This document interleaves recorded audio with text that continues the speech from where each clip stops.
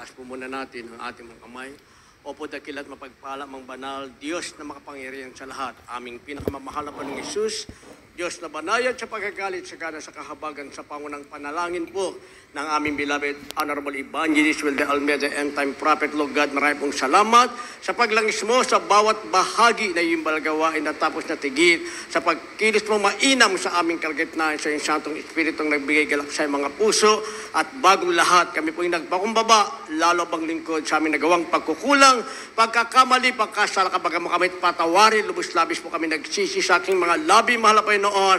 Ikaw po maglagay, makatagad, dapat bigkasin, ikaw po aking nasahan, buksang pang-unawa, kaisipan ng bawat napikinig at patuloy kami samahan ng iyong kapangyarihan sa pangalan ni Jesus. And we send out, Satan cast out, be bound into hell and be there forever in the name of our dearest Jesus we pray.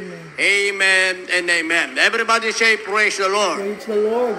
Una tigit sa lahat, ang pinakamataas na pagpupurit, pasalamat, kalwalhatian at kadakilaan ay tangi lamang sa ating Diyos na buhay at makapangyarihan walang iba sa ating pinakamamahal na Panginoong Jesucristo. Ako po'y nagpaabot ng dobleng paggalang sa ating pong beloved Honorable Paris in the Lord, at hindi natin malilimutan ang mga turo at aral na sa ating iniwan ng ating beloved Honorable Evangelist Wilde Almeida, the End Time Prophet of our loving God. Gayon din po ang ating beloved Arbeston Pastor, our beloved Mama Dear. Ako po'y nagpabot ng paggalang, pagbati sa mga beloved children ng ating beloved Paris in the Lord.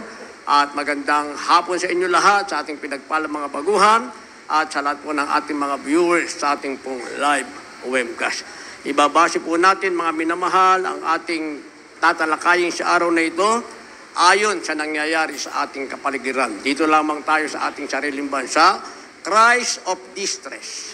Cries of Distress, ang ibig sabihin niyan, pakilagay sa ating monitor, the cries of distress, ang ibig sabihin niyan, sigaw o daing ng pagkabalisa o paghihirap. Distress, ang ibig sabihin niyan, mga minamahal, ay pagkabalisa o paghihirap. Cries of distress, sigaw o daing ng pagkabalisa o paghihirap. Basahin po natin ang ating mga teksto, kindly sa ating beloved Bible readers.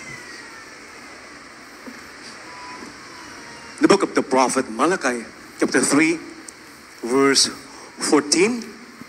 You have said, it is vain to serve God. And what profit is it that we have kept his ordinance and that we have walked mournfully before the Lord of hosts? The book of Psalm, chapter 107, verses 19 and 20. Then they cry unto the Lord in their trouble, and he saveth them out of their distresses. He sent his word and healed them and delivered them from their destructions.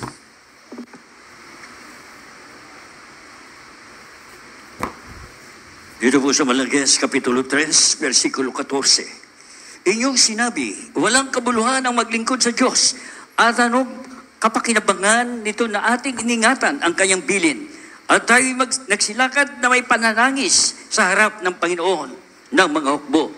Dito po ba sa Awit, Kapitulo 107, versikulo 19 hanggang 20, dito po maminawan. Na magkagay nagsidaing sila sa Panginoon sa kanilang kabagabagan at iniligtas niya sila sa kanilang kahirapan. Sinugo niya ang kanyang salita at pinagaling sila at iniligtas sila sa kanilang mga ikapapahamak. Amen. Praise the Lord. Palakpakan po natin ang sabay-sabay na palakpak ang ating mahal na Panginoon. Lahat magsabi ng praise the Lord. The cries of distress o sigaw o daing ng pagkabalisa o paghihirap. Ayan ang meron ngayon sa ating sariling bansa pa lamang, mga minamahal. Pagkatapos ng pasaling-saling bagyo, iba't ibang pangalan sa bawat araw at linggo, mga minamahal, hindi pa halos nakaahon ng ating mga kababayan. Dumating naman ang lindol sa Cebu na 6.9. Then, nung isang araw lamang, mga minamahal, sa Davao Oriental ay 7.6, kung di po ako magkamali. Then sa La Union, 4.5. At marami pa mga minamahal na aftershock. Na kung ating makikita yung ating mga kababayan, sila po ay nasa tinatawag na distress nasa pagkabalisa sila. Sila ay nasa paghihirap. Yun ang kanilang sigaw. Yun ang kanilang daing. Kaya nga, during earthquake, mga minamahal, yung iba ay naging unconscious, nawalan sila ng malay sa takot, mga minamahal. Yung iba naman, nakita natin sa mga balita, ay nagtago sa ilalim ng mesa. Ang iba ay lumabas sa building at naghahanap ng lugar paano ililigtas ang kanilang mga sarili. Kaya sinasabing this is the cries of distress. Itong sinasabing sigaw, daing ng pagkabalisa at paghihirap, mga minamahal. Pagkatapos ng lindol, ang iba'y wala ng bahay na uuwian, mga minamahal. Ang iba ay wala ng hanap buhay pang patutunguhan, kaya sila ay nasa kabilisahan. Pero kung alam natin ang salita ng Diyos, meron tayong Diyos na tatawagan. Ito nga ang kahalagahan na tayo ay naglilingkod sa ating mahal na Panginoon. Ang tanong, mga minamahal, sila ba'y naglilingkod din sa Diyos? Naglilingkod sila sa Diyos, mga minamahal. Kahapon nga, meron akong binasbasan eh. Ako'y nalulungkot kasi nung una, meron kaming binasbasan para kaming nagkrusada.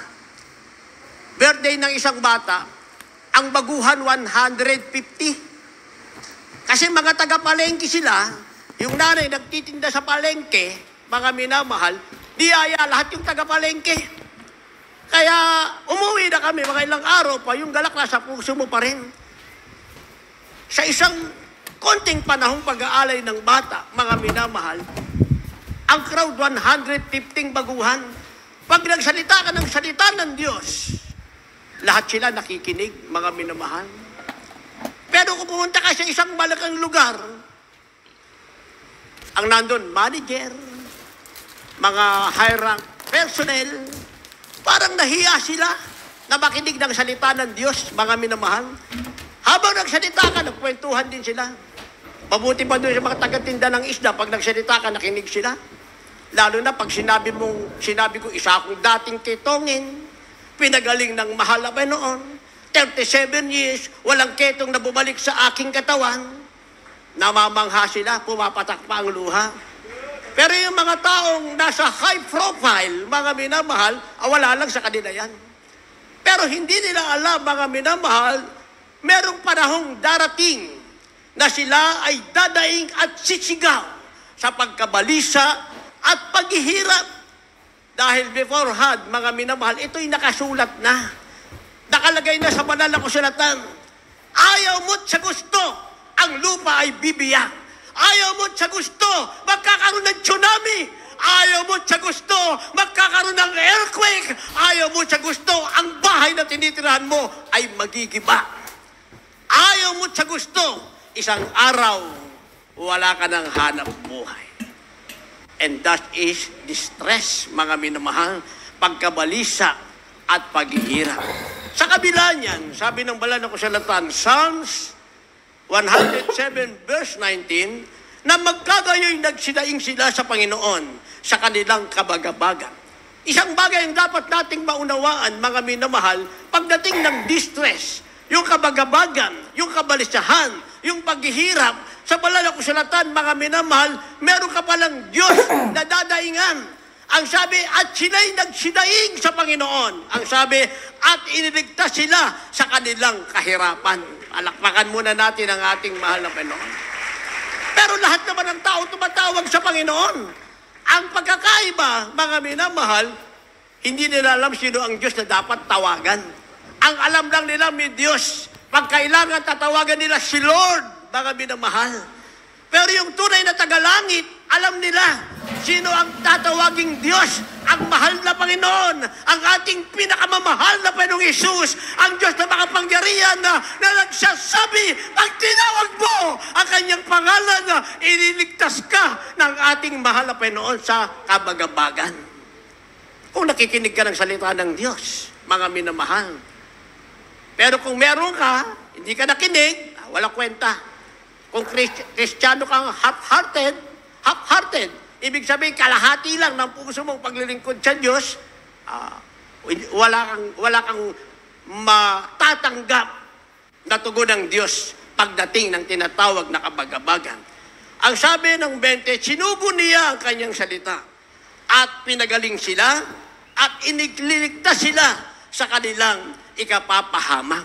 Pag meron palang Diyos na tatawagan, natutugon sa panahon ng iyong kabagabagan ng sabi, pag may Diyos, may salita ng Diyos. Lahat magsabi ng praise the Lord. Hindi mo pwedeng sasabing, si Lord, tatawagan ko si Lord. Ang tanong, nasa puso mo ba ang salita ng Diyos? Sabi ng ating nabasa, ang Diyos na tatawagan mo, natutugon sa iyo sa kabagabagan. Ang sabi, nagsugo siya ng salita sa iyo para kung nasa karamdaman ka, nabagabag ka sa iyong karamdaman na ang Diyos na tinawagan mo, ang salita niyang napakinggan mo. Sabi ng ating nabasa, paggagalingin ka niya at ililigtas ka niya sa pagkapahamak. Sa makatuwid, kung meron tinatawag na distress, meron ding tinatawag na salvation. Ang distress, kapag pagkapahamak, pagkabagabag, ay para sa taong tinawag lang ang pangalan ni Lord. Hanggang doon lang, mga minamahal, wala sa kanilang puso ang salita ng Diyos. Nahihiya silang sabi, oy, nakikinig ka ng salita ng Diyos, ha? Iba ka na ngayon, ha? Born again ka na, ha? Nahihiya silang sabihin ganon, mga minamahal. Ako, nung nagtrabaho ko, naranasan kong nagtrabaho, tawag sa akin, Father. Father, may problema tayo sa site. Pag-pray mo. O, mahiya ka bang tawaging Father? Di ba? O, tinawag kang Father kasi yun ang pagkakaalam nila, ibahagi mo sa kanila ang salita ng Diyos. Pero kung nahiya ka, pakinggan ang salita ng Diyos, wala kang ibabahagi. Pagdating ng kabagabagan, sisigaw ka sa iyong tinatawag na kahirapan. Kaya nga, merong sinasabing telling the time, mga minamahal. What is the meaning of this? Mga minamahal, ang ibig sabihin, pagsasabi o pagkakilala sa oras. Telling the time. Merong panahon, mga minamahal, na dapat mong sabihin. Isasagawa mo ito sa panahong ito. Dahil pag hindi mo na isagawa at hindi mo na sabi, ang sarili mo mismo ang tinatawag na mapapahamak. Kindly. In the book of the prophet Isaiah chapter 13, verse 6. Howl ye, for the day of the Lord is at hand. It shall come as a destruction from the Almighty. Verse 11. And I will punish the world for their evil, and the wicked for their iniquity. And I will cause the arrogancy of the proud to cease, and will lay low the haughtiness of the terrible. Verse 9. Behold, the day of the Lord cometh, cruel, both with wrath and fierce anger, to lay the land desolate, and he shall destroy the sinners thereof out of it. The book of Ephesians chapter 5, verse 16. Redeeming the time, because the days are evil. God bless you po, kindly sa Tagalog. Dito po sa aklat ng Isaias, Kapitulo 13, ang talatay 6, 11 at 9. Magsiangal kayo sapagkat ang araw ng Panginoon ay dumarating, na pag-iba na mula sa makapangyarihan sa lahat. 11. At aking parurusahan ang sanlibutan dahil sa kanilang kasamaan, at ang mga masama dahil sa kanilang kabalukyutan. At aking patitigilin ang kahambugan ng mga palalo, at aking ibababa ang kapalaluan ng kakilakilabot. 9. Narito, ang kaarawan ng Panginoon ay dumarating, mabagsik na may puot at mabangis na galit, upang gawing kagibaan ang lupa at upang lipuling mula roon ang mga makasalanan niyaon. Dito po sa aklat ng Efeso, Kapitulo 5, ang talatay 16.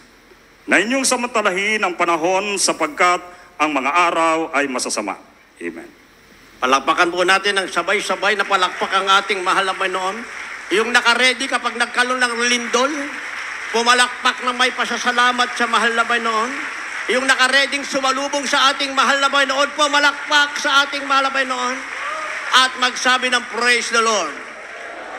Ngayon, sinasabi-sabi lang natin yan, pero anytime mangyayari yan. Yung sinasabing fourth line, yung sinasabing the big one, 1990 pa, 1990s, napakinggan ang ipinangaral yan ng ating mahal na magulang sa Panginoon. Paulit-ulit sa telebisyon, Paulit-ulit sa ating banal na gawain, ipinangaral ng ating beloved double evangelist Will de Almeida, the end-time prophet of our loving God. Nung pang panahon, 1990s pa. Ngayon, mga minamahal, ay nagkakaroon na ng kaganapan. Ang nakakalungkot na katotohanan, yung fault line, nung kanilang i-check, doon nakatayo yung mga high-rise building. Doon nakalagay yung mga subdivision, mga minamahal. Ang sabi nila kapag ito'y nangyari sa gabi, Metro Manila, 50,000 ang mapapahama. Halos napakarami, mga minamahal, ang magiging casualty. Bakit, mga minamahal? Dahil wala sa kanilang pag-iingat. May sinasabi sa kanila, hindi nila naintindihan, hindi nila inuunawa. Ito yung sinasabing telling the time, pagsasabi o pagkakilala sa oras. Anong sasabihin natin at paano natin kikilalalin ng oras? Ang sabi, ang araw ng Panginoon. Yung sinasabing the day of the Lord. Sasabihin natin ito, kikilalalin natin ang panahong ito. Dahil ayaw mo't sa gusto ay mangyayari at mangyayari ito. Kaya sabi ng ating nabasa, mga minamahal, verse 6, Isaiah chapter 13, magsiangal kayo, ang lahat ay aangal. Ang ibig sabihin, mapipighati ang lahat. Ayaw mo sa gusto, pag hindi mo naunawaan ang salita ng Diyos, kasama kang sisigaw sa tinatawag na kapaghatian. Kasama kang sisigaw pag nakita mo ng kalahating katawan mo ay nasa ilalim na ng lupa, nilalamong ka na ng lupa. O kasama kang sisigaw kapag ang tahanang pinaghirapan mo pagkatapos ng lindol, wala ka nang babalikan pa. Pero sabi ng ating nabasa, telling the time, ipagsabi natin ang oras na ito. Ipagsabi natin o kilalanin natin ang panahong ito. Ito ang araw ng Panginoon. Sabi ng ating nabasa, magsiangal kayo sapagkat ang araw ng Panginoon ay malapit na. Gaano kalapit at anong magaganap? Darating na pinakagiba na mula sa makapangyarihan sa lahat. Ito pala'y kagibaan na pinahintulutan na ng ating mahal na Panginoon. Hindi dahil nagkaroon lamang ng climate change, o hindi dahil after 1,100 years, kinakailangan magkalindol uli, kailangan mag-erupt uli ang bulkan.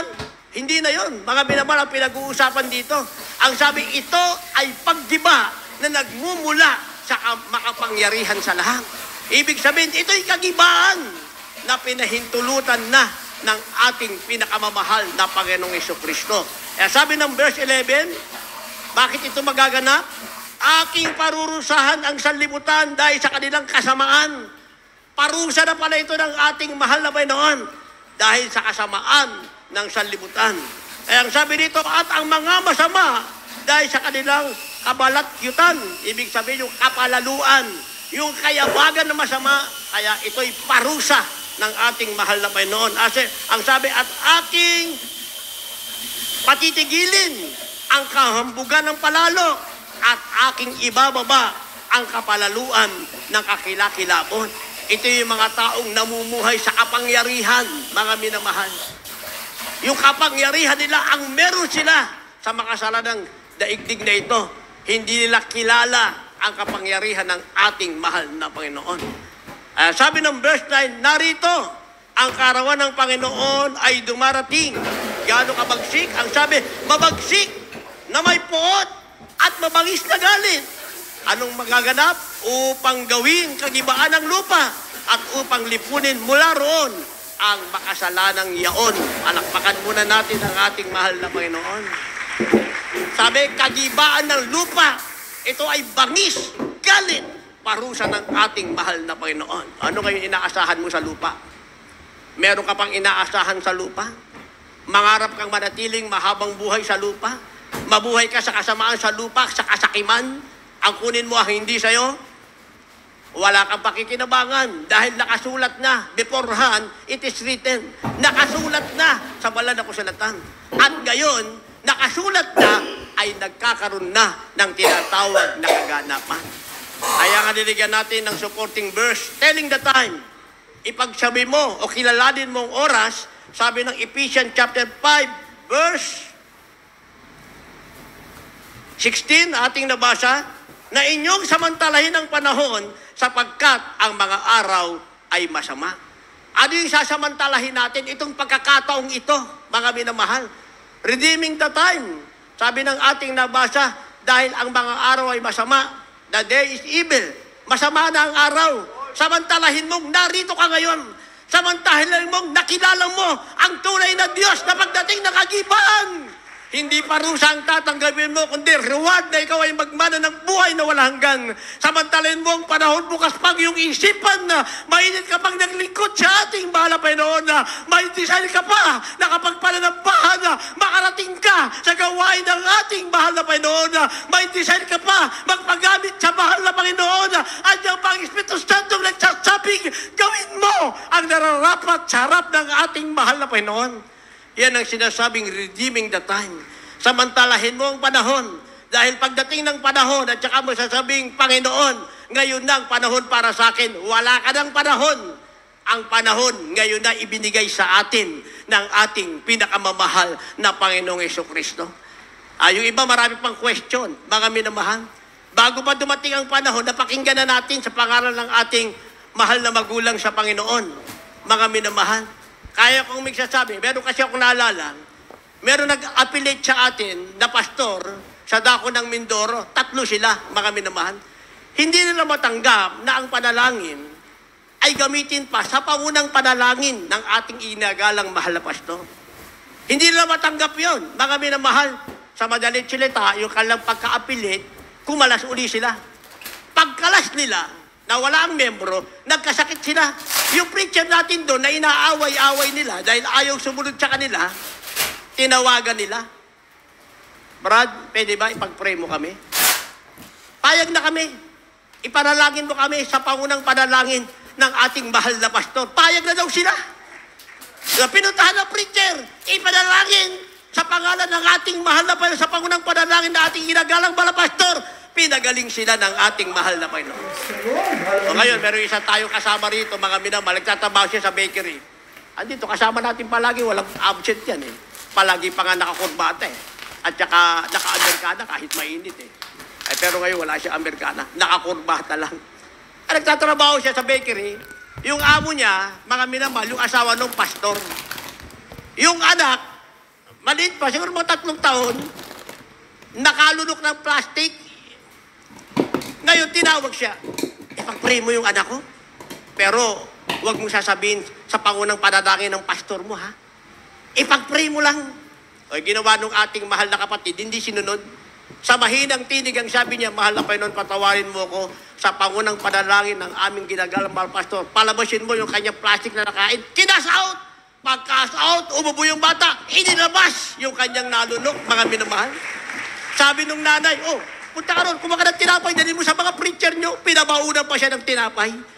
Paano nangyari yung mga himala? Sa pangalan ni Jesus, ginamit ang pangalan ng ating iginagalang mahal na pastor. Kaya kung may magsabi sa inyo, bakit ginagamit pa? Di ko gusto mo manalangin ka sa sarili mong pangalan. Tignan natin kung ang tagyawat mo ay gagaling. Pero kami, habang nabubuhay, hanggang langit, mananalangin kami sa pangalan ni Jesus, sa pangunang panalangin ng aming beloved Amon Evangelist Ismael de Almeida, the end-time prophet of our loving God. Tingnan si Moises, inustusan ng mahal na Panginoon. Pumunta ka kay Paraon. Sinong sasabihin ko, Panginoon? Sabihin mo, ang nag-utos ay ako nga. Walang sinabing pangalan. Ang sabihin mo, ang Diyos ni Abraham, ang Diyos ni Isaac, at ang Diyos ni Jacob. Sinong binabanggit na pangalan? Yung mga taong tapat na naglingkod sa Diyos. Yun ang binabanggit na pangalan. Dati nang wala si Abraham, sa panahon ni Moises, wala na si Abraham. Wala na si Isaac, wala na si Jacob. Pero nag-utusan siya ng mahal na Panginoon kay Paraon. Yun ang pangalang kailangang banggitin niya. Kaya tinanong siya ni Paraon, bakit ka na parito? Inutusan ako ng Diyos ni Abraham. Inutusan ako ng Diyos ni Isaac. Inutusan ako ng Diyos ni Jacob para sabihin sa iyo, Paraon, palayain mo ang aking bayan, ang mga Israelites sa iyong pamumuno. Nung ayaw sumunod ni Paraon, 10 salot ang nakarating sa kanya. pati anak niya namatay, mga minamahal. Nung sumunod siya, pinalaya ang lahat ng mga Israelite sa pangalan ng ating mahal na Panginoon. O ang tanong, anong pangalan ang ginamit, mga minamahal? Anong pangalan? Yung mga taong tapat na lingkod ng ating pinakamamahal na Panginoong Jesucristo. Kaya kung mananalangin ka, ayaw mong banggitin ang pangalan ng ating ginagalang mahal pastor, sasabihin, hindi, wala na eh. Wala na nga. Pero yung pangalan, yung legacy iniwan, yung anointing sa pangalan ng ating mahal na Panginoon, mananatili yan. Manalangin ka sa pangalan mo, tawagin mo ang lolo't lola mo, ewan ko kung maliligtas ka. Pero pag sinabi mong sa pangunang panalangin ng ating ginagalang mahal pastor, sa pangalan ng ating mahal na Panginoon, pati demonyo sa impyerno, nanginginig sa pangalan ng ating mahal na Panginoon. Ay sinasabing, redeeming the time. Samantalahin mo ang panahon. Ito ang ipagsabi mo. Kung meron kang narinig na ganyan, huwag mong sang-ayunan. Ikaw mismo, dapat alam mo paano mo ipaliliwanag, paano mo sasabihin ang tama sa harap ng iyong kausap. Kaya sabi ng ating nabasa, inyong samantalahin ang panahon sapagkat ang mga araw ay masama. Kaya meron tinatawag na ringing reminders. Ilagay sa ating monitor. Ringing reminders ang ibig sabihin, pagbibigay o pagtunog ng mga paalala. Meron tayong tinatawag na ringing reminders, ibig sabihin, ito yung mga paalala. Kailangan ipagbigay, alam natin ito. Patunugin natin sa tainga ng bawat isa ang sinasabing ringing reminders. Kainte.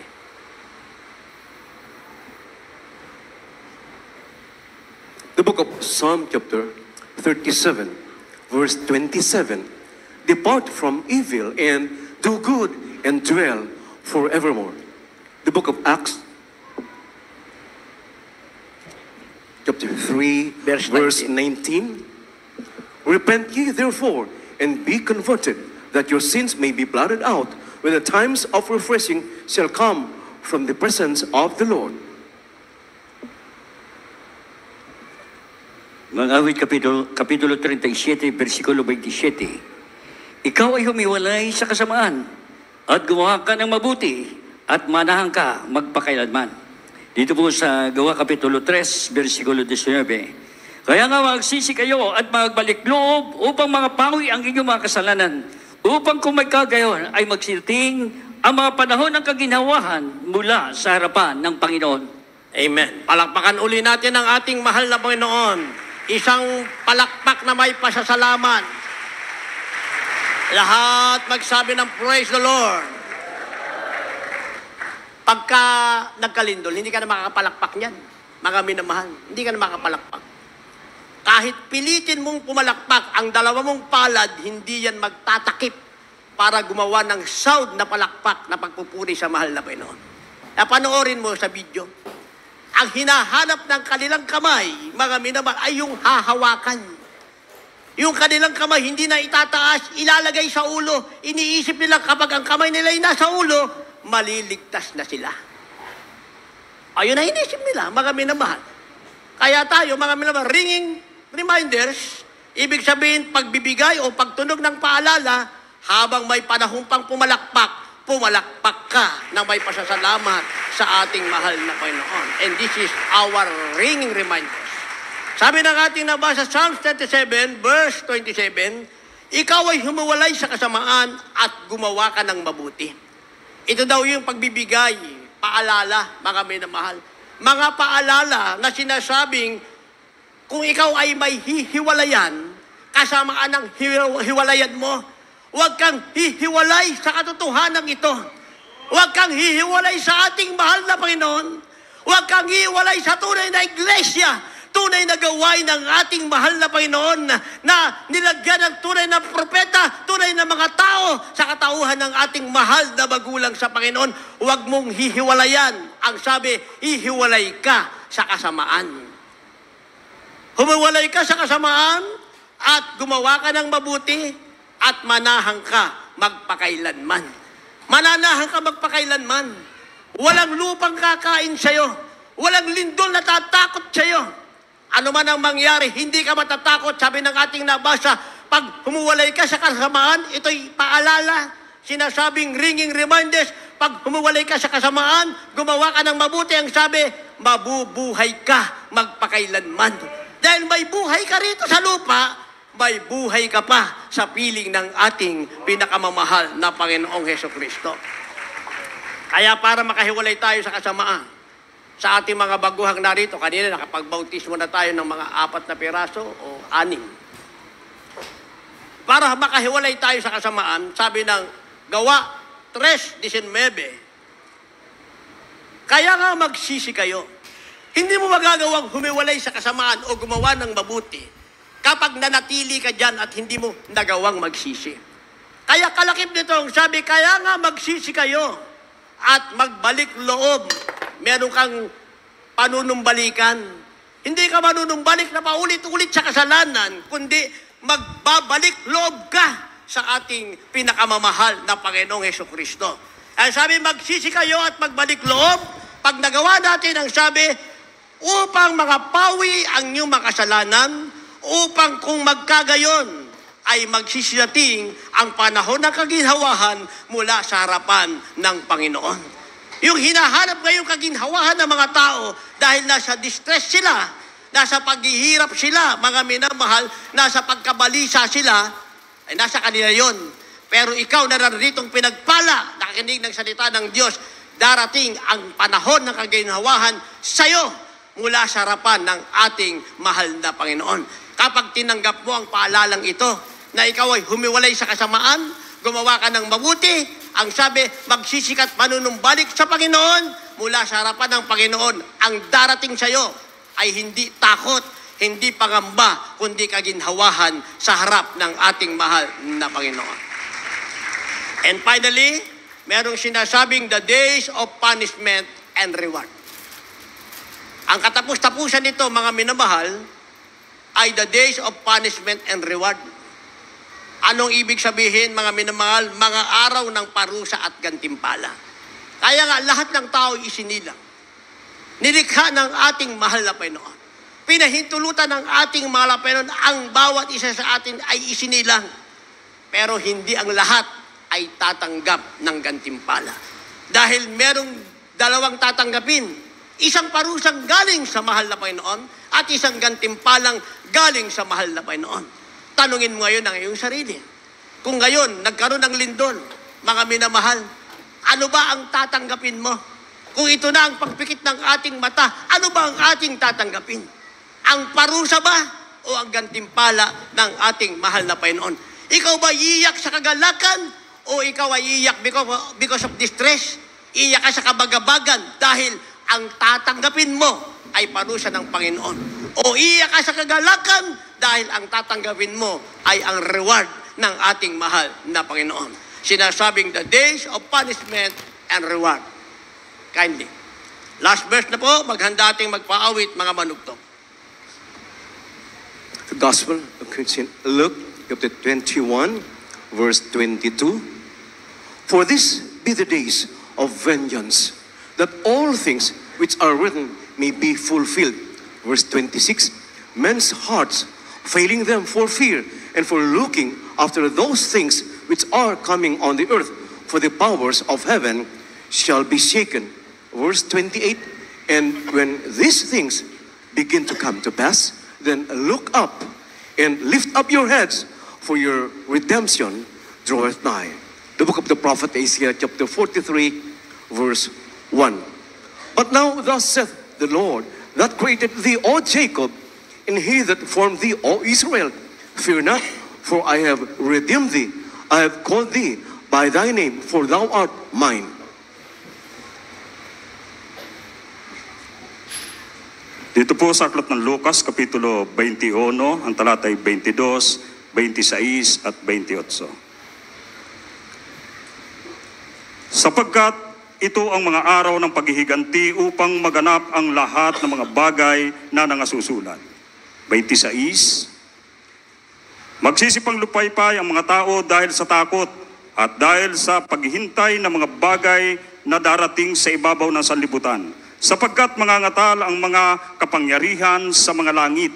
28, datapwat kung magpasimulang mangyari ang mga bagay na ito, ay magsitingin kayo at itaas ninyo ang inyong mga ulo sapagkat malapit na ang pagkatubos ninyo.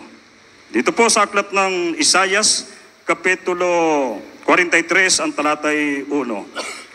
Ngunit ngayon ganito ang sabi ng Panginoon na lumalang sa iyo, O Jacob, na nag-anyo sa iyo, O Israel. Ikaw ay huwag matakot sapagkat tinubos kita. Tinawag kita sa iyong pangalan. Ikaw ay akin. Amen. Palakpakan natin ang ating mahal na Panginoon. Nasa last verse na tayo, mga minamahal. Ibigay na natin yung todong palakpak na may pasasalamat. At lahat magsabi ng praise the Lord. The days of punishment and reward, o mga araw ng parusa at gantimpala. Sa first praise, ang sinasabi ay araw ng parusa. Sabi ng 26, magsisipang lupaypay ang mga tao dahil sa takot at dahil sa paghihintay ng mga bagay na darating sa ibabaw ng sanlibutan. Sapagkat mangangatal ang mga makapangyarihan sa mga langit. Yun ang araw ng parusa, mga minamahal. Ituloy natin ang basa. Ang sabi ng 26 rather, 22, sapagkat ito ang mga araw ng paghihiganti upang maganap ang lahat ng mga bagay na nasusulat. Sinasabi natin, ang lahat ng bagay nakasulat na. Hindi mo na pwede pang ihinto yan, maliban ang Diyos ang maghinto nito at e-prolong ang ating buhay sa daigdig na ito o pahabain pa, mga minamahal. Sabi ng verse 28, ito naman ang sinasabing the days of reward. Datapwat kung magsimulang mangyari ang mga bagay na ito, ay magsitingin kayo at itaas ninyo yung mga ulo sapagkat malapit na ang pagkatubos sa inyo. Sa madalit salita, hindi ka natatakbo, hindi ka matatakot, hindi ka maghahanap kung saan ka susuot. Ang sabi ng ating nabasa, simple lang ang gagawin mo. Malapit na ang pagkaligtas mo. Tumingin ka sa langit, hintayin mo ang ibibigay na pagliligtas sa iyo ng ating mahal na Panginoon. Yan ang reward mo. Ikaw ay iiyak. Sisigaw ka sa kagalakan na may pasasalamat. Hindi ka iiyak na ikaw ay nasa kabagabagan. Kaya niligyan natin ng supporting verse. Isaiah 43 verse 1 ang sabi, ngunit ngayon, ganito ang sabi ng Panginoon na lumalang sa iyo. Sino nagsasalita? Your Creator, ang Diyos na lumalang sa iyo. Ang sabi, nag-anyo sa iyo mula sa bahay bata. Ang sabi, ikaw ay huwag matakot. Ano man ang mangyari, huwag kang matakot. Ang sabi, sapagkat tinubos kita, tinawag kita sa iyong pangalan, ikaw ay akin, sabi ng Panginoon. Wala kang dapat ikatakot. Pag-aari ka, nilikha ka, inanyuan ka ng ating pinakamamahal na Panginoong Jesucristo. Verse 2, pagka ikaw ay dumaan sa tubig, ako ay sa iyo. Magkaroon ng tsunami, hindi ka matatakot. Alam mo, ang Diyos sa laki ng tubig ay mas malaki pa sa tubig na handang magligtas sa iyo. Tuloy natin ang basa. Hindi ka tatakpan niyaon. Pagka ikaw ay lumakad sa apoy, hindi ka masusunog o magninigas man. Ko preacher, brother. Aking Jesus.